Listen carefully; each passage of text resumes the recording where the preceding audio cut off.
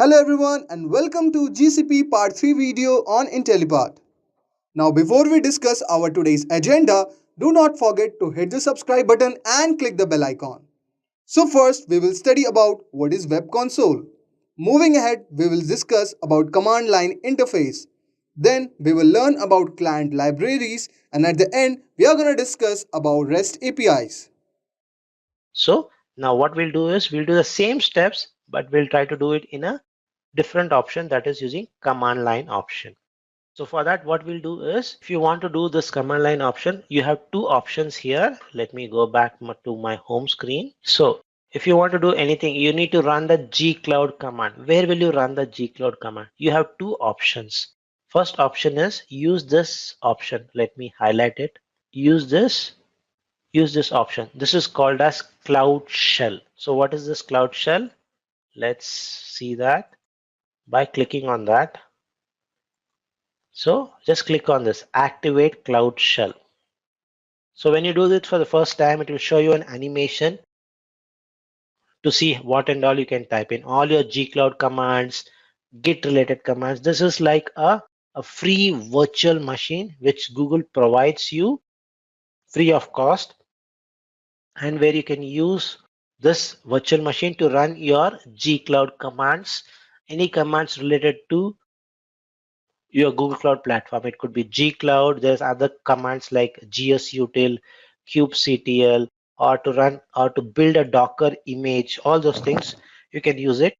And if you see, it is a Linux Debian operating system, 5 GB of persistent disk in your home directory. So this is 5 GB. It's all free. It does not come under your free tier account. It's totally free of cost, and it is attached to your email ID. And it comes with pre-configured softwares, like you have popular runtimes like Python, Java, Go, Node.js, and tools like Docker if you want to build Docker, or if you want to create if you want to connect using a MySQL, you have a MySQL client. All those things you have. The key stuff is 5 GB of persistent disk is there, meaning if you just start it, you can have everything. You can have any files or anything stored in /home partition. It will be persisted. And if you store data in any other place, it will not be persisted. So that's the key stuff here. Let's wait for this virtual machine to be provisioned. It's provisioned. And the important thing is when you provision it from a specific project, it will take that project ID automatically and show you what is your project ID. And if you want to switch to a different project ID, say in this case, my first project, one way is close this project, this Cloud Shell environment, and change the project ID and again relaunch it. That is one way. That is totally in a user interface way. But if you want to switch program like using command line, what you can do is just copy this ID, run gcloud config, and it's autocomplete. You can just type few letters and hit tab, it gets auto completed. You want to change the project ID to different, have an eye on this yellow color text, it will change to a different one. You see, it's now emerald diagram. So we are now switched to your my first project, this thing. So that's how you can switch from the command line.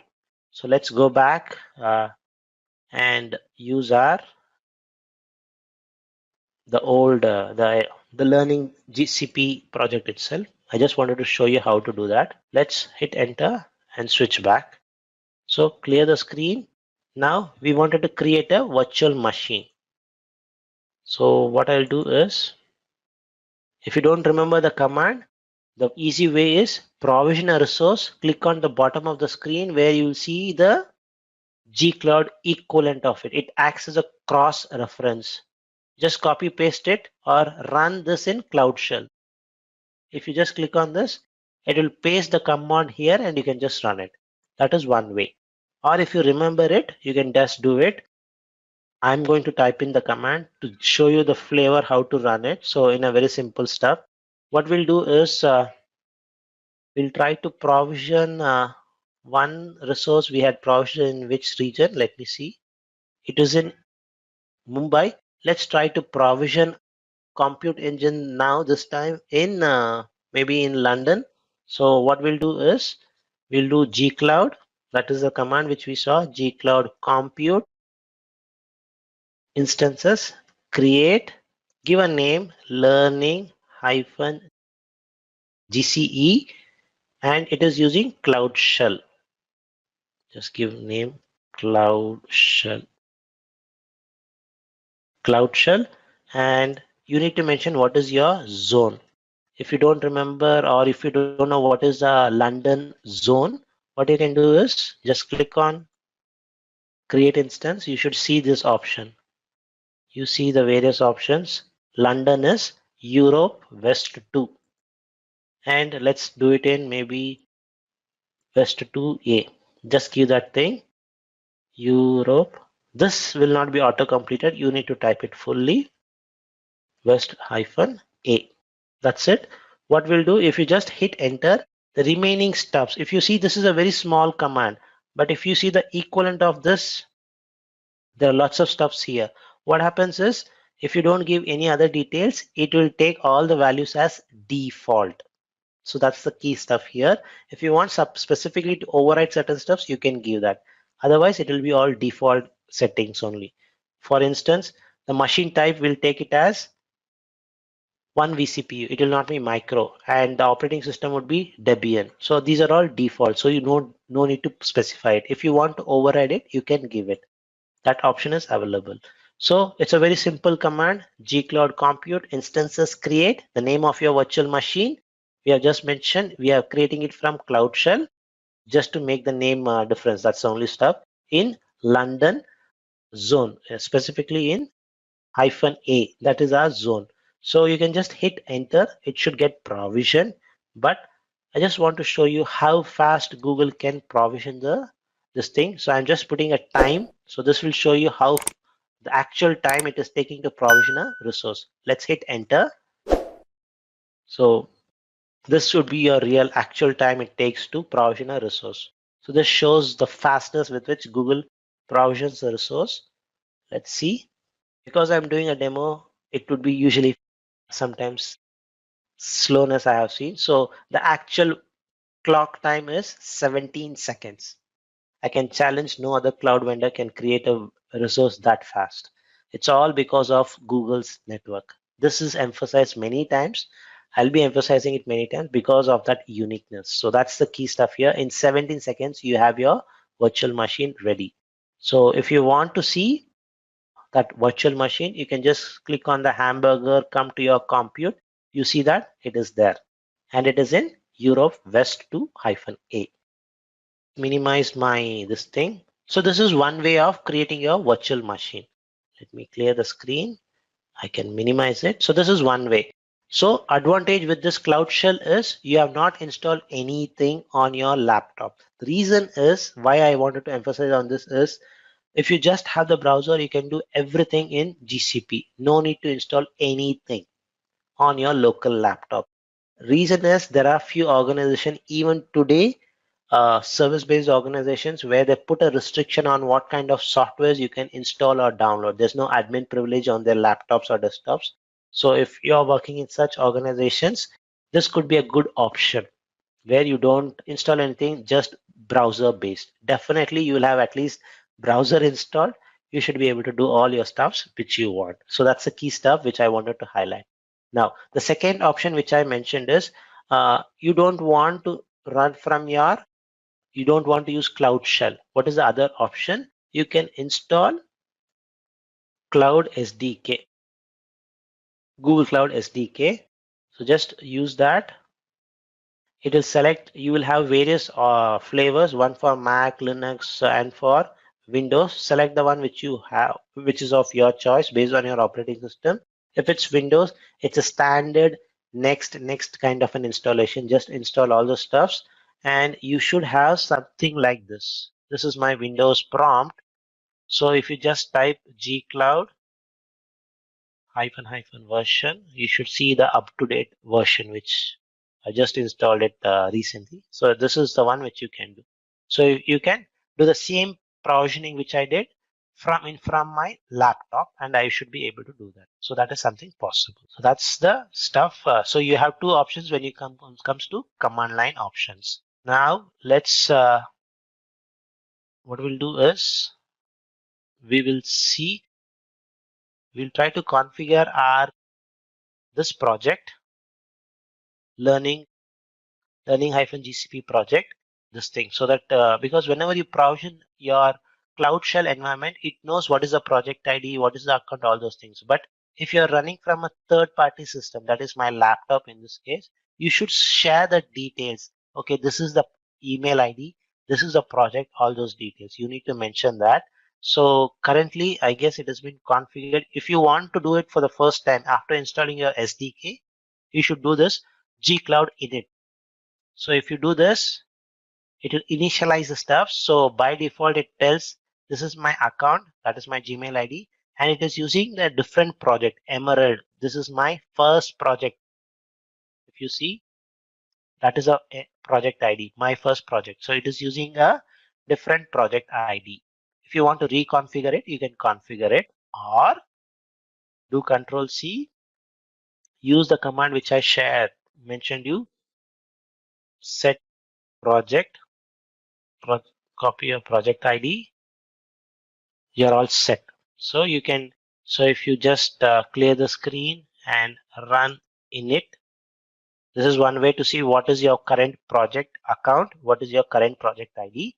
Or another option is sometimes gcloud commands are important. They may ask you those things in your exam also. If you run this another command, gcloud authentic list, it will tell you what is the account using, at least what is the Gmail account it is using. So we have set it to our current project. So far, so good. Now we have created a virtual machine using command line. Similarly, what we'll do is we'll create a storage bucket using command line. So hope it is interesting. So we have only one bucket which has been created using web console. Let me open my cloud shell environment.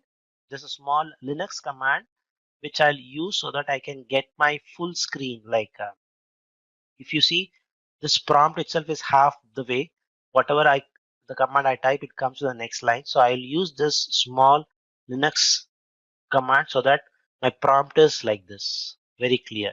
I get the full real estate to type my big commands. So whenever you're working with Google Cloud Storage, you can interact with the storage using command line utility called gsutil, Google Cloud Storage utility. It's not gcloud command.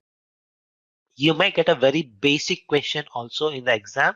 What is the utility to connect? So usually if it's a 50 question exam, some question would be the toughest question which you have ever seen, followed by a very simple damn easy questions. So that is possible. So gsutil is a command with which you can interact with your Google Cloud Storage bucket. So let's create a bucket. Make bucket mb is your command which you will use. So, and if you work with AWS, Amazon's S3 bucket, you will always use S3 colon slash slash. So here you will use something called as Google Cloud Storage, GS colon slash slash. Just give a name, learning hyphen GCS hyphen Cloud Shell, because we are provisioning it from Cloud Shell, right? That's the reason. So hit enter. If things are all good, bucket should be provisioned. It's provisioned. It's not reflecting here. You can use this refresh option. Click refresh. You should see a second bucket created with the name learning GCS hyphen cloud shell. What we'll do is we'll try to upload a file from my cloud shell to the storage bucket. How do I do that? Is there any file? I see a readme file. What I'll do is use gs util. So this is where your Linux skill set comes into picture. If you want to copy a file, what will you use? Copy, name of the file, Now, what is your destination? The destination is a storage bucket. So just copy this. That's it. Hit enter. You should see a copy command working. It's copied. You see the object not reflecting. If it's not reflecting, refresh this thing. You should see that README file showing here. Very straightforward. If you want to upload something to your storage, to your, say for example, to your Cloud Shell environment, how do you do it? You see this three dots. Click on this, upload a file. You can upload a file from your laptop. Let me upload this demo.gif. It will upload to my Cloud Shell environment. Let me just refresh it. You see that demo.gif. You have it. Now you can move that to your storage bucket. This is like two folded. If you don't want to do, you don't directly want to transfer a file from your laptop to a storage bucket. How can you do that? You can use that's where your command line option, cloud SDK option comes into picture. Let's do that. Uh, let me see, is there any file here? Okay, I have one JS file called create.gce.js file. What I'll do is I will run my gsutil copy create. So this is what I'm trying to copy. That's it. I'm going to copy it from my laptop to Google Cloud Storage bucket. It would be slightly slower. Let's give a minute or so because this is from my laptop. So it is taking time to authenticate all the steps. But if you do it from the Cloud Shell, it will be faster. Good. It's getting copied. Yes. Just refresh it. You should see a second file with the name create.gce.json.js file. You see that? I can copy it from any location as long as I have the right utility installed. So that's how you can interact with command line options.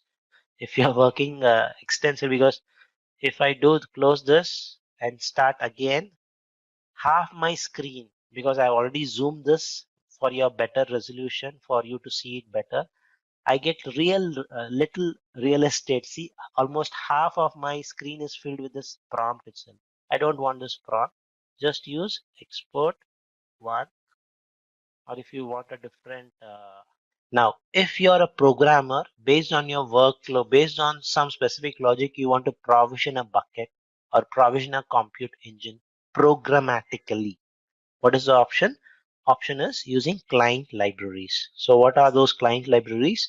If you just go to this URL, Google supports almost like 7 client libraries for a specific set of languages like Go, Java, Node.js, Python, Ruby, PHP, and C Sharp. So if you are a developer using any of these languages, you should be able to create your virtual machine programmatically. So let's do that using Node.js. The reason why Node.js is it's very lightweighted. That's the reason I chose that. If you are not a Node.js guy, no worries. From the exam perspective, the syntax is not at all important. Mostly it's the concept is what you are expected, because the exam is more towards solution architect. So you don't expect an architect to do a coding, but if you have a experience, it will be really good. I can show you by a Python. If you want Python, just click on this Python repo. You should see the code. So the codes are available. So everything is there in the GitHub. So no rocket science. If you just look at those things, you should be able to get it. For the demo purpose, I already have a code which I have created. It's again from the GitHub, slightly modified with names and all, nothing else. So let's do that part. So this is my Node.js program, roughly around 40 lines of code. I've tried to zoom this so that it is having a better view for you guys. So it's using Node.js. Don't worry if this looks like Greek and Latin for you. No worries. The key stuff is the concept. So if you look at this part, because we are going to create a compute engine, you need to have that specific module or library or DLL, whatever you call from the language from which you come. That is the one which you need to have. We import that library or module, and you need to mention what is your project ID. Copy this, update it here. That's it. And I want to create a compute engine, and in which zone? It is in Singapore zone. And the name of the VM is learning GCE-SDK using Node.js. That's the name of this thing. And the operating system is Debian. That's it. All standard stuff which I'm mentioning. And if you are a programmer, you may quickly see this JS file, JavaScript file is in my laptop. I should be able to create a VM in a cloud, in a specific account. How do I do that connection from my laptop to the cloud? That is using this option. You can get the access credentials and authentication by running this gcloud command. So let me run this, copy this command, open my Cloud Shell, my Windows prompt.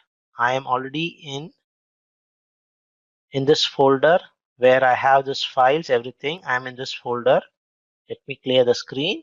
Now I'm going to type this command. What it will do is it will give me access to the GCP credentials, meaning once I get the credentials, I don't need to save any tokens or username password in this code. This code is free of tokens or user credentials. So if I upload this code to a GitHub and a hacker scans my code, he will not get any username password. That's the beauty of this code. So let me hit enter. It should authorize my SDK. That's the only thing. It opens the default Edge browser in my machine. Sometimes it does not work, so I'm going to close this, but I'm going to open this in my Chrome browser. If I hit enter, it will ask me to authorize. What is the username? It is my learning.gcp2019@gmail.com. It is going to ask allow my libraries access to that. I will allow it.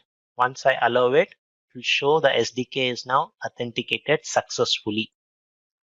You should see my credentials are saved in this place. It's a JSON file, encrypted JSON file. It is saved here. So it's saved in my local laptop. So no worries. So if you have a worry, like if you save all your credentials in your code, there's a problem, like somebody tries to hack, it could be a problem. So this is your credentials in an encrypted fashion. All good. Now, what I'm going to do is to run any Node.js program. If you're a Python guy, you will run it in Python, the name of the file name. Java, you will run Java, C and Java, and compile it and run it. If you're running a Node.js program, you need to type Node and create the name of the file. Create Google Compute Engine. Hit enter. It should take a minute or so to provision, and you should see a third instance created in Singapore zone. So let's wait for it. Fingers crossed. Let's check whether it's creating. If it does not create, there could be an error. We'll try to fix it. No errors. Looks like it's all good. Let me do a refresh. You see, it's reflected. The one which we gave the name, it's created in the right zone. It is created.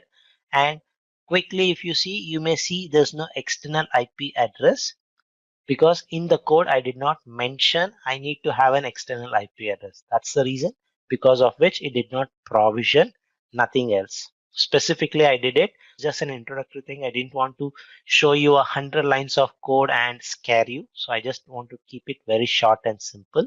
Just give the project ID, name of this thing, what zone, that's it. You were able to provision it. If you still want to get access to create a public IP address, it is possible. Just click on the virtual machine, click on edit, scroll down to your networking. The external IP address is currently none. Make it ephemeral and just save it. What this will do is it will create a external IP address. Let's wait for this notification window to be. You see, it got an external IP address. Once you have external IP address, you can SSH into. So far, so good. So programmatically, we were able to do it. Similarly, we'll try to do the same stuff where we'll try to programmatically create a storage bucket. We have only 2 buckets. Let's do it. So let's look at that code. It is create GCS. Same style. You get the authentication. If you are already authenticated, no need to run this again. That's one thing. And instead of compute, you are going to install a storage library. Make sure your project ID is correct. This project ID is not correct. I'm going to copy my project ID. Just update the project ID and give the bucket name as learning Google Cloud Storage hyphen SDK hyphen Node.js. Straightforward. What we'll do is I'm going to run the program create gcs.js. There are a few questions popping up. Let me answer it once I finish this. Bucket created. Good. Let me refresh it. You see that bucket, because it was all default setting, you have the thing using the same thing. So we saw the 3 options how to provision it. If you are a programmer, maybe C++ programmer, C programmer, or Perl programmer, and you see you don't have your client libraries there, don't be scared. Your REST APIs comes for your rescue. So if you want to do something using REST APIs, and or if your language is not there in the client libraries list, that could be your option. How do you do that? So to do anything with the APIs, click on the hamburger menu. You see APIs and services. Click on that and you see libraries. Everything, whatever you see in GCP are API driven. Behind the scene, everything is API. And if you want to create a compute engine, just type compute. You should see that compute engine API. And when we started our compute engine in the web console for the first time, there was a wheel spinning. Why it was taking a longer time was this API needs to be enabled. Getting this enabled was taking time. That was the reason it was taking a longer time. Since it's enabled, you see that green tick. If you want to try this API yourself, you want to create a virtual machine by calling this API, it is also possible. Click on this, try this API, which will open up a URL called as developers.google.com. So this is where you can use all your APIs. Just wait for the screen to refresh. Or if you want to create compute engine, you just use compute instances dot. It's not create, it's insert. It's slightly a variation in the REST API. You should see those specific API for creating a virtual machine. You see 2 methods. Select any one of them. Both are the same. I'm not sure why it is showing both. Just click on that. You should see a screen where it will ask, give me the project ID, the zone in which you want to create it, and the machine name, machine type, all the stuffs. You can just fill in this form and click authorize and execute. You should be all good. In the interest of time, what I have done is I have filled the details already. Let me just zoom this for your better visibility. I've already filled in my project ID. I want to create it in US Central A. That is a zone. I've given all the necessary fields. Machine type, machine name would be learning-gce-rest. All the details I have given. Now click, you need to authorize this API and execute. Click on this. Click on authorize and execute. This will use my Gmail ID. It's popping up. Let me select my Gmail ID.